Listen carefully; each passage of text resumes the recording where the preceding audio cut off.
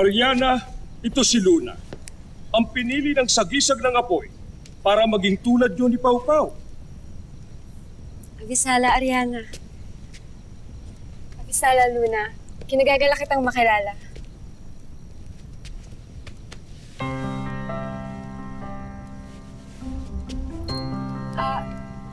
Nagkakilala na ba tayo dati? Titiyak kung hindi pa tayo nagkakakilala. Hindi lamang ako nakalabas ng aming tribo.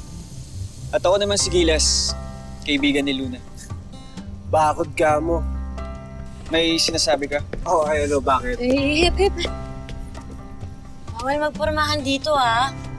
Mira. Buti nakita ko kayo ulit. Oo naman.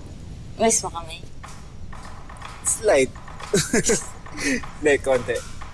Hindi, sige. Oo na. Namiss ko Okay. kayo. O talaga, lang nagbago sa'yo. Bulero ka pa rin. Ano nung imaw? Bakit naging si Lira ay kakaiba ang pananalita? Sapagkat pareho silang lumaki sa mundo ng mga tao ni Pau Pau.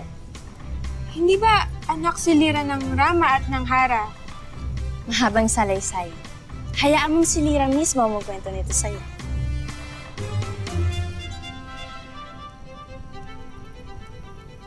Maaari ba sa ibang araw na lang? May iba kaming ibig na sabihin sa inyo. Ariana, Luna,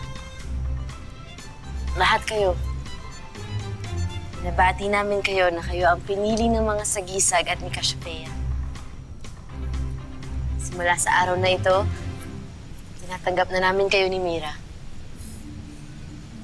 Nais ko lang malaman nyo na wala kaming tinatagong sama ng loob. Humihingi kami ng paumanhin sa inyo kung naging masama ang unang pagturing namin sa inyo. Agisala, Yashma, Lira. Friendship na tayo, ha?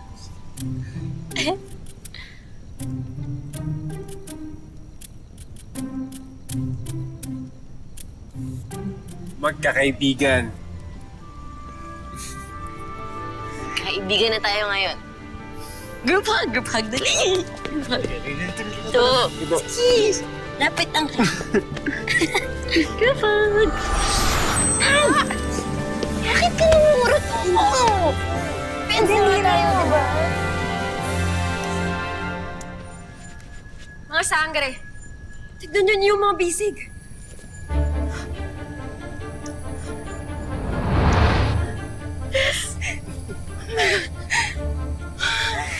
Kamangha-mangha. Tila ang inyong pagpapakumbaba ang naging daan para kayo ay mapili rin ng mga sagisag na tinawag ni Cassiopeia. Nakakaahas na kuha din natin, Wes.